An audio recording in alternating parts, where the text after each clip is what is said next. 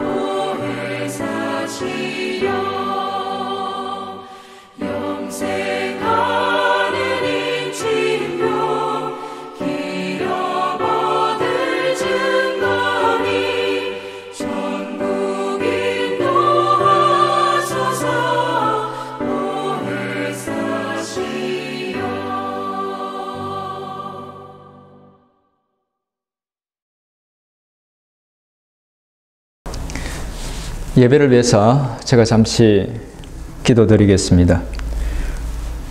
은혜로우신 하나님 아버지, 죄와 허물로 죽었던 저희를 생명의 복음으로 불러 살려주시고 환난 풍파많은 세상 속에서 지금까지 지키시고 인도해 주셔서 감사합니다. 그 은혜에 감사드리며 오늘도 예배로 나아갑니다. 하나님 아버지, 오늘은 또 유엘시의 말씀을 함께 나누게 됩니다. 주시는 말씀 속에서 하나님의 뜻을 발견하게 하시고 또 하나님을 더 깊이 알게 되는, 그래서 하나님을 더 깊이 사랑하게 되는 복된 시간 되게 해 주옵소서. 하나님 사랑하고 의지합니다. 예수님의 이름으로 기도드립니다. 아멘. 오늘 함께 나눌 말씀은 요엘 2장 18절에서 32절 말씀입니다. 제가 읽어드리겠습니다. 요엘 2장 18절에서 32절에 기록된 하나님의 말씀입니다. 그때에 여호와께서 자기의 땅을 극진히 사랑하시어 그의 백성을 불쌍히 여기실 것이라. 여호와께서 그들에게 응답하여 이르시기를 내가 너희에게 곡식과 새 포도주와 기름을 주리니 너희가 이로 말미암아 흡족하리라. 내가 다시는 너희가 나라들 가운데에서 욕을 당하지 않게 할 것이며 내가 북쪽 군대를 너희에게서 멀리 떠나게 하여 메마르고 적막한 땅으로 쫓아내리니 그 앞에 부대는 동해로 그 뒤에 부대는 서해로 들어갈 것이라. 상한 냄새가 일어나고 악취가 오르리니 이는 큰 일을 행하였음이니라 하시니라. 땅이여 두려워하지 말고 기뻐하며 즐거워할지어다. 여호와께서 큰 일을 행하셨음이로다. 들짐승들아 두려워하지 말지어다. 들의 풀이 싹이 나며 나무가 열매를 맺으며 무화과 나무와 포도나무가 다 힘을 내는도다. 시온의 자녀들아 너희는 너희 하나님 여호와로 말미암아 기뻐하며 즐거워할지어다. 그가 너희를 위하여 비를 내리시되 이런 비를 너희에게 적당하게 주시리니 이런 비와 늦은 비가 예전과 같을 것이라. 마당에는 밀이 가득하고 독에는 새 포도주와 기름이 넘치리로다. 내가 전에 너희에게 보낸 큰 군대 곧 메뚜기와 너치와 황충과 팥중이가 먹은 횟수대로 너희에게 갚아주리니 너희는 먹되 풍족히 먹고 너희에게 놀라운 일을 행하신 너희 하나님 여호와의 이름을 찬송할 것이라. 내 백성이 영원히 수치를 당하지 아니하리로다. 그런즉 내가 이스라엘 가운데 있어 너희 하나님 여호와가 되고 다른 이가 없는 줄을 너희가 알 것이라. 내 백성이 영원히 수치를 당하지 아니하리로다. 그 후에 내가 내 영을 만민에게 부어주리니 너희 자녀들이 장래일을 말할 것이며 너희 늙은이는 꿈을 꾸며 너희 젊은이는 이상을 볼 것이며 그때에 내가 또 내 영을 남종과 여종에게 부어줄 것이며 내가 이적을 하늘과 땅에 베풀리니 곧 피와 불과 연기 기둥이라. 여호와의 크고 두려운 날이 이르기 전에 해가 어두워지고 달이 핏빛같이 변하리니와 누구든지 여호와의 이름을 부르는 자는 구원을 얻으리니 이는 나 여호와의 말대로 시온산과 예루살렘에서 피할 자가 있을 것이며 남은 자 중에 나 여호와의 부름을 받을 자가 있을 것임이니라. 아멘.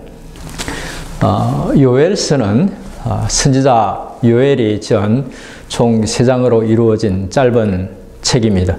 요엘서는 다른 선지서들과 비교했을 때 좀 독특한 면들이 있습니다. 그 중에 하나는 지난 시간에 다루었던 오바댜서와 마찬가지로 책을 지은 요엘이라는 선지자가 어떤 사람인지 저자에 대해서 알려진 바가 거의 없다는 것입니다. 아버지가 부두엘이라고 소개하고 있지만 그 사람에 대해서도 알려진 바가 전혀 없습니다. 또 다른 특이점은 심판과 회복에 대한 메시지는 있는데 이스라엘이 어떤 죄를 지어서 심판을 받게 되었는지, 즉 심판의 원인에 대해서는 전혀 언급하고 있지 않다는 것입니다. 그 이유는 아마 다른 선지자들이 이미 이스라엘의 죄에 대해 많이 지적하고 있었기 때문인 것 같습니다. 또 다른 독특한 면은 제사장과 장로, 성전에 대한 언급은 있는데 왕에 대한 언급이 전혀 없다는 것입니다. 이 때문에 이 책이 왕이 없던 포로 후기에 쓰여졌다고 보기도 합니다. 또 다른 특징은 이 책을 기록한 연대에 대해서도 알 수 없다는 것입니다. 단지 책에 나오는 단서들을 근거로 연대를 다양하게 주장하는데 BC 9세기부터 BC 2세기까지 다양한 주장들이 있습니다.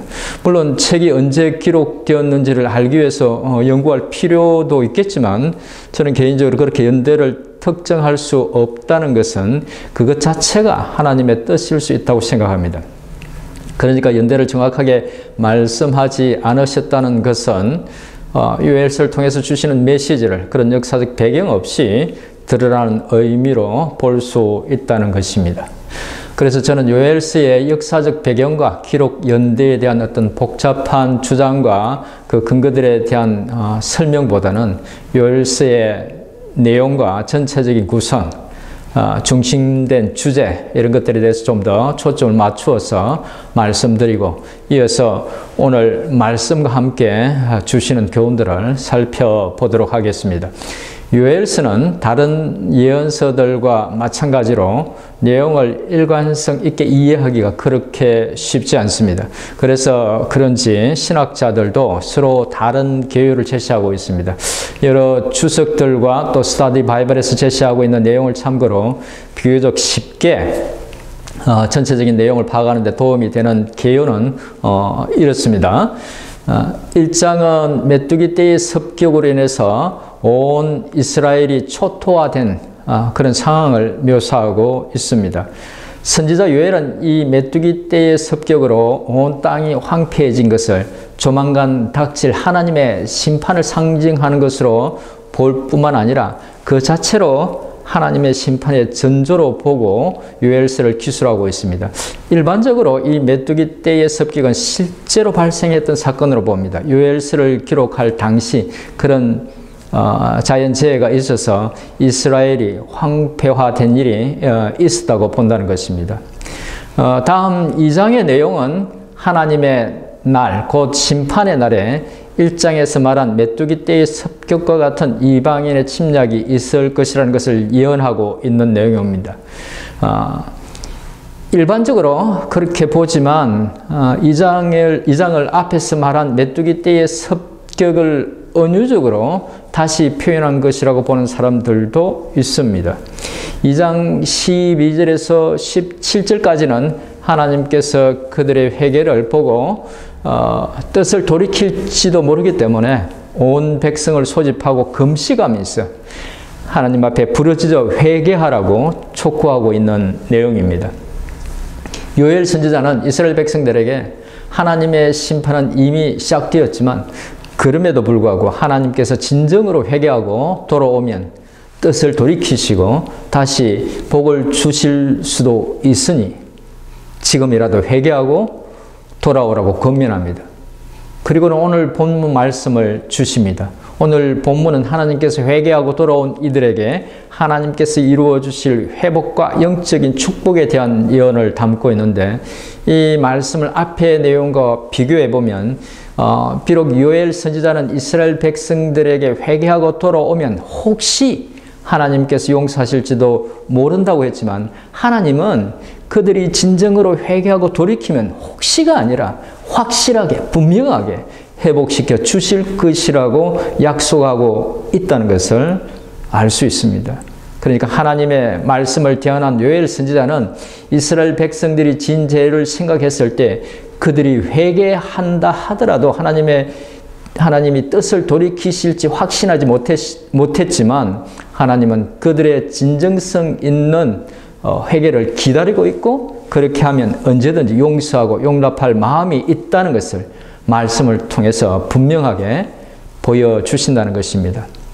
마지막 3장은 하나님께서 이스라엘 백성들을 회복시키실 때 과거에 그들을 괴롭힌 이방 여러 나라들을 심판하실 것이라는 내용과 또 하나님께서 회복시킨 그 나라에 하나님이 되어주실 것이며 그 나라를 축복하실 것이라는 내용을 담고 있습니다. 이상에서 요엘서의 개괄적인 내용을 살펴봤는데 이제 오늘 본문 말씀을 간단하게 살펴보도록 하겠습니다. 오늘 말씀 18절은 그때에 라는 말씀으로 시작합니다. 앞의 내용과 연결지어서 생각하면 이 말은 회개하고 돌이킬 때라는 말입니다. 그리고 19절 이후 나머지는 하나님이 그들을 어떻게 회복시키실지를 말씀하고 있는 내용입니다. 전체 회복의 내용을 분류해서 정리하면 이렇게 정리할 수 있을 것 같습니다. 하나님께서 진심으로 회개한 그들을 불쌍히 여기셔서 첫째, 괴롭히는 적을 제거하겠다. 둘째, 메뚜기 떼로 황폐해진 땅을 회복시켜주고 이른 비와 늦은 비를 주어서 소출을 풍성하게 해주겠다. 셋째, 다시는 그 백성들이 욕을 먹거나 수치를 당하지 않게 하겠다. 넷째, 백성들은 나 하나님을 찬양하고 나 하나님은 그들 가운데 있으면서 그들의 하나님이 되어주겠다. 다섯째, 언젠가 때가 되면 모든 육체의 성령을 부어줄 것인데 그때에 누구든지 여호와의 이름을 부르는 자는 구원을 받게 하겠다.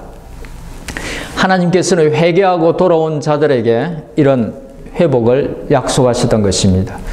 내용을 보시면 아시겠지만 하나님이 약속한 회복은 단순한 회복이 아니라 육적인 면뿐만 아니라 영적인 회복까지 포함하는 거의 축복에 가까운 회복입니다. 이상에서 간단하게 요엘서의 전체적인 내용과 오늘 본문의 의미를 살펴봤는데 오늘은 두 가지 이런 회복과 축복을 받을 수 있는 조건인 회개에 대해서 그리고 이후에 하나님께서 만민에게 하나님의 영을 부어주시겠다는 약속과 그 성취에 대해서 좀 더 깊이 생각해 보도록 하겠습니다. 먼저 이런 회복과 축복을 받을 수 있는 조건인 회개에 대해서 생각해 보겠습니다. 이미 말씀드렸지만 하나님의 놀라운 회복과 축복을 받을 수 있는 조건은 회개였습니다. 그러면 요엘 선지자가 요구한 회개는 어떤 회개일까요? 요엘 2장 13절을 같이 읽어 보겠습니다. 너희는 옷을 찢지 말고 마음을 찢고 너희 하나님 여호와께로 돌아올지어다. 그는 은혜로우시며 자비로우시며 노하기를 더디하시며 인애가 크시사 뜻을 돌이켜 재앙을 내리지 아니하시나니. 이 말씀에서 요엘 선지자는 옷을 찢지 말고 마음을 찢고 회개하라고 말씀하고 있습니다. 성경에서 종종 보게 되는 옷을 찢는 행위는 무서운 재앙이나 극심한 재난이 닥쳤을 때, 또 하나님을 만홀히 여기는 불경스러운 말을 듣거나 행동을 보았을 때 마음에 생기는 절망이나 분노를 표현하는 일종의 이스라엘의 관습적인 그런 행위였습니다. 원래는 그런 마음이 찢어지는 것과 같은 의분과 좌절을 나타내는 상징적인 표현이었지만 시간이 지나면서 점점 내면의 실체를 감추고 겉을 포장하는 위선적인 종교적 행위로 변해갔습니다. 이스라엘 백성들은 죄를 지었을 때 그저 그렇게 옷을 찢기만 하면 하나님 앞에 통회하고 회개하는 마음을 충분히 보인 것이라고 착각했던 것입니다. 요엘 선지자는 그들의 그런 위선적인 회개를 보면서 이제 더 이상 그렇게 옷을 찢는 종교적인 행위로 회개하지 말고 마음을 찢는 진정한 회개를 하라고 말했던 것입니다. 요엘 선지자는 하나님께서 이스라엘 백성들이 마음으로부터 우러나오는 진정한 회개를 원하신다는 것을 말했던 것입니다. 이것을 통해서 우리가 마음에 새겨야 할 것은 온전한 회복과 축복이 하나님과의 관계 회복과 성령의 역사가 바로 마음을 찢는 철저하고 진정성 있는 회개에 있다는 것입니다. 혹 하나님께로 나아가는 것을 가로막는 죄가 있다면 오늘 말씀에서 본 것처럼 긍휼이 많으신 하나님은 그런 참회를 원하고 계신다는 것을, 그리고 진정으로 참회하면 언제나 어떤 죄라도 용서해 주신다는 것을 기억하고 참된 회개로 주께 나아가기를 바랍니다. 이제 두 번째, 하나님께서 만민에게 하나님의 영을 부어주시겠다는 약속과 그 성취에 대해서 살펴보겠습니다. 요엘 2장 28절부터 29절의 말씀을 읽어보겠습니다. 그 후에 내가 내 영을 만민에게 부어주리니 너희 자녀들이 장래 일을 말할 것이며 너희 늙은이는 꿈을 꾸며 너희 젊은이는 이상을 볼 것이며 그때에 내가 또 내 영을 남종과 여종에게 부어줄 것이며. 이 말씀은 익숙한 말씀이죠. 사도 베드로가 사도행전 2장 17절 이하에서 인용하고 있는 말씀의 일부입니다. 예수님이 성천하실 때에 그곳에 있던 제자들에게 한 가지 중요한 부탁의 말씀을 하십니다. 누가복음 24장 49절을 보겠습니다. 볼지어다 내가 내 아버지께서 약속하신 것을 너희에게 보내리니 너희는 위로부터 능력으로 입혀질 때까지 이 성에 머물라 하시니라.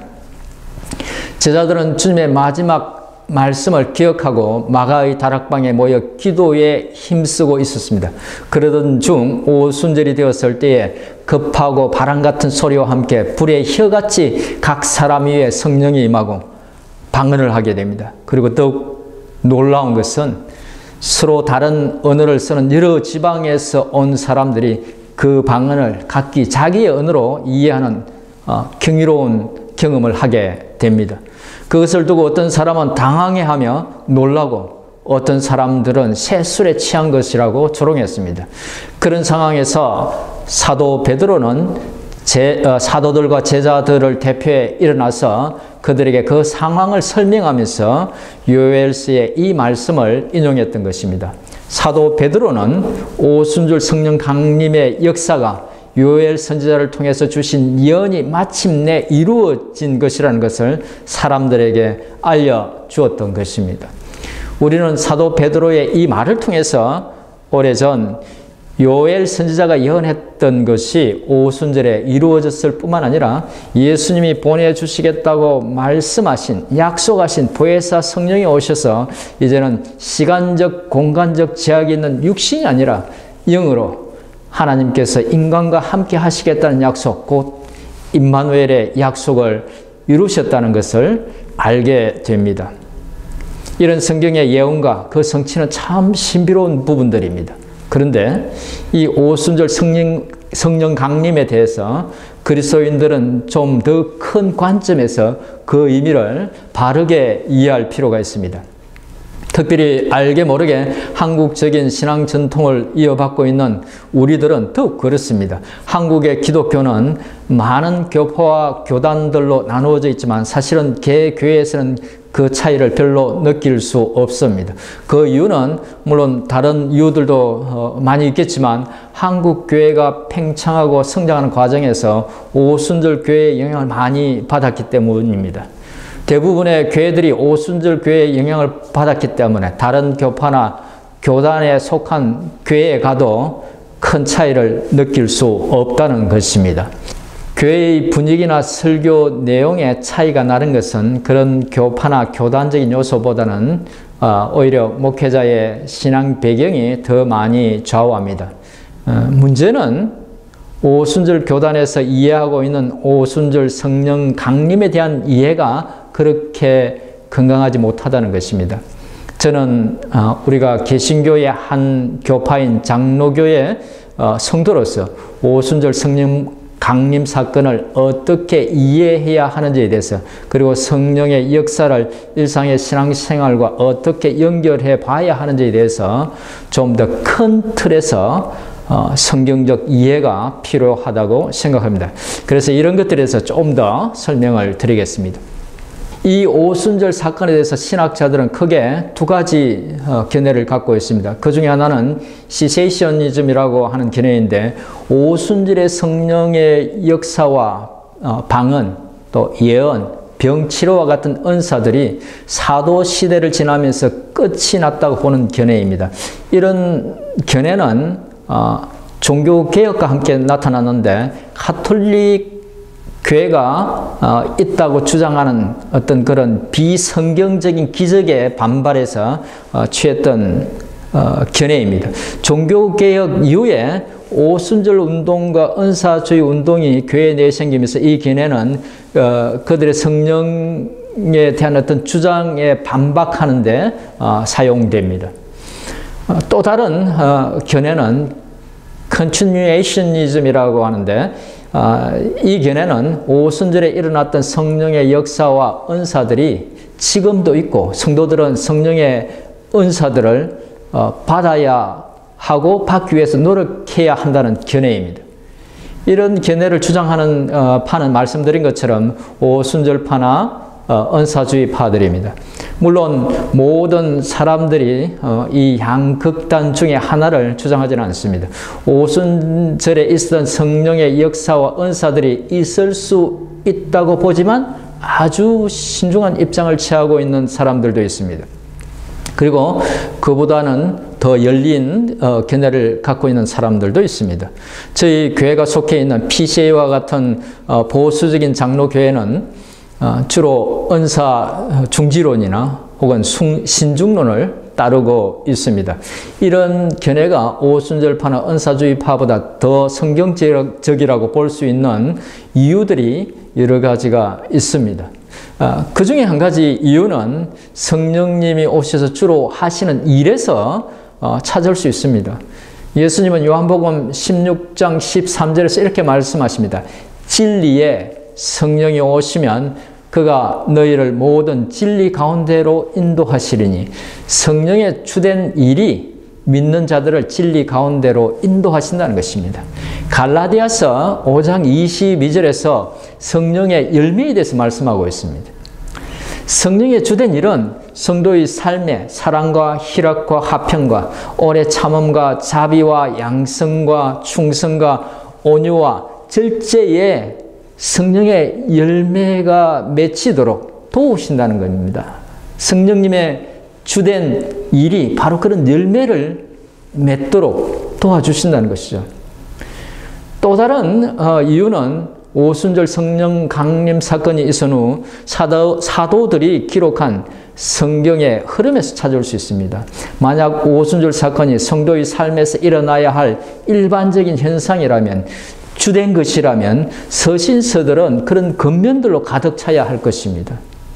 하지만 바울 서신들과 또 일반 서신들을 보면 그런 내용은 거의 없고 성도의 바른 삶에 대한 것들이 대부분입니다. 하나님을 신실하게 잘 섬기고 가정을 잘 돌보고 세상 속에서 빛의 자녀로서 바르게 살 것을 권면합니다. 이 두 가지 이유만 봐도 방언하고 환상을 보고 예언한 것이 주된 것이 아니라는 것을 알 수 있습니다. 그러면 앞에서 살펴본 오순절 성령 강림 사건을 어떻게 우리의 신앙생활에 조화시킬 수 있을까요? 성령님에 대한 바른 이해가 무엇보다 우선입니다. 성령님은 삼위 하나님 중에 한 분으로 하나님 아버지와 같은 본질을 가지신 분이고 온전한 인격체이십니다. 그분은 우리가 예수 그리스도에 대한 신앙을 고백할 때 우리 속에 오셔서 내주하시면서 우리가 하나님의 자녀로서 이 세상을 살아갈 때 하나님의 뜻을 알게 해주시고 우리가 연약해서 잘 살 수 없을 때 도와주시고 우리의 삶이 믿음 안에서 종국에 승리할 수 있도록 지키시고 인도해 주시는 분입니다. 지혜가 필요할 때 지혜를 주시고 힘과 용기가 필요할 때 그런 것들을 주시면서 우리를 돕는 분입니다. 성령 하나님은 결코 방언을 하고 신비한 경험을 하고 놀라운 능력을 발휘하는 일종의 영적 탐닉을 위해서 오신 분이 아닌 것입니다. 그분은 우리가 하나님의 자녀로서 잘 살 수 있도록 이끌고 도와주시기 위해서 오신 그야말로 카운슬러요, 헬프로 오신 분입니다. 성령 하나님이 어떤 분이신지 우리에게 오신 이유가 무엇인지를 잘 기억하셔서 균형 잡힌 신앙생활을 하는 성도 여러분들이 되시기를 진심으로 바랍니다. 제가 오늘 말씀의 범위에서 약간 벗어난 듯한 내용을 말씀드리는 이유는 개인적으로 어떤 신앙이 건강한 신앙인지 성경적인 신앙인지에 대해서 고민할 때 바로 이 부분이 가장 어려운 부분이었기 때문입니다. 이제 말씀을 정리하겠습니다. 오늘은 요엘서에 관한 개괄적인 내용과 함께 2장 후반부의 말씀을 살펴보고 또 두 가지 교훈에 대해서 생각해 봤습니다. 하나님은 마음을 찢는 진정한 회개를 원하시며 그런 진정한 회개가 있을 때 응답하시고 회복과 축복을 베풀어 주시는 그런 분이라는 것을 말씀드렸습니다. 그리고 요엘 선지자가 예언했던 성령의 강림이 오순절 성령 강림을 통해서 이루어졌다는 것과 또 균형 잡힌 신앙을 위해서 그렇게 오신 성령님에 대해서 그리고 그분이 오신 이유에 대해서 바르게 이해하는 것이 중요하다는 말씀을 드렸습니다. 부족하고 연약한 우리를 돕기 위해서 우리 속에 계신 성령 하나님을 의지함으로 우리 각자를 향하신 하나님의 뜻이 이루어질 수 있기를 또 그런 축복된 삶을 살아갈 수 있기를 주님의 이름으로 축원드립니다. 잠시 기도하겠습니다. 귀하신 하나님 아버지, 오늘도 말씀을 통해서 교훈해 주셔서 감사합니다. 상하고 통해하는 심령을 용서하실 뿐만 아니라 회복시키시고 축복하시는 은혜로우신 하나님이심을 다시금 일깨워 주셔서 감사합니다. 저희의 연약함을 아시고 친히 저희 속에 오셔서 때를 따라 돕는 은혜를 베풀어 주시고 인도하시고 지켜주시는 성령 하나님에 대해서 다시금 일깨워 주셔서 감사합니다. 저희 속에 이미 와 계신 성령님을 의지함으로 하나님을 더욱 사랑하고 영혼들을 사랑하며 세상 속에서 당신의 빛된 자녀로서 아름답게 살아가는 저희들이 될 수 있도록 은혜를 베풀어 주옵소서. 코로나 바이러스 백신이 개발되었다고 하나 여전히 바이러스는 더욱 기승을 부리고 있습니다. 주님 사랑하는 성도들이 이 위험한 고비를 잘 이길 수 있도록 견뎌낼 수 있도록 그래서 건강한 모습으로 다시 만날 수 있도록 은혜 가운데 지켜주옵소서. 오늘도 예배를 마치고 기도로 나아갈 때 주님 저희 마음의 소원을 들으시고 응답해 주옵소서. 환난 날에 우리의 안전한 피난처가 되시는 우리 주 예수 그리스도의 이름으로 간절히 기도드립니다. 아멘. 공동 기도 제목 알려드리기 전에 한 가지 공지할 것이 있습니다. 다음 주 수요일에는 학계의 말씀을 보겠습니다. 시간 되시는 대로 학계서를 미리 몇 번 읽어주시면 감사하겠습니다. 이제 공동 기도 제목 알려드리겠습니다. 우리가 살고 있는 또 우리의 모국인 한국과 미국의 정치적 안정을 위해서 기도해 주시기 바랍니다. 그리고 코로나 사태가 빨리 끝나서 모든 생활이 정상적으로 될 수 있도록 기도해 주시고요. 특별히 의료 종사자로 일하고 계시는 우리 교우님들의 안전과 건강을 위해서도 기도해 주시기 바랍니다. 그리고 연약한 분들을 위해서 기도하실 때에 김경아 집사님, 김성경 집사님, 김영자 권사님, 김진대 집사님, 유기봉 집사님의 건강과 회복을 위해서 기도해 주시기 바랍니다. 그리고 연로하신 애녹회 회원들을 위해서도 기도해 주시기 바랍니다. 산모들을 위해서 기도하실 때 김은지 집사님, 박우진 사모님, 제갈금아 집사님의 건강과 순산을 위해서 기도해 주시기 바랍니다. 파송 선교사님들을 위해서 기도하실 때에 임바울, 장영심 선교사님, 정현호 오경자 선교사님, 이주혜 선교사님의 건강과 사역을 위해서 기도해 주시기 바랍니다. 그리고 특별 기도 부탁이 있습니다. 최근 피부암 판정을 받고 투병하고 계시는 필리핀 페트로스 선교사님의 건강과 회복을 위해서 기도해 주시기 바랍니다. 그리고 장영호라는 선교사님이 이스라엘에 잘 들어가실 수 있도록 기도해 주시기 바랍니다. 그리고 계속해서 폐암으로 투병 중인 가영호 선교사님을 위해서도 기도해 주시기 바랍니다. 마지막으로 온라인, 오프라인으로 드리는 주일 예배와 또 수요 예배를 위해서도 기도해 주시기 바랍니다. 이제 함께 기도하겠습니다.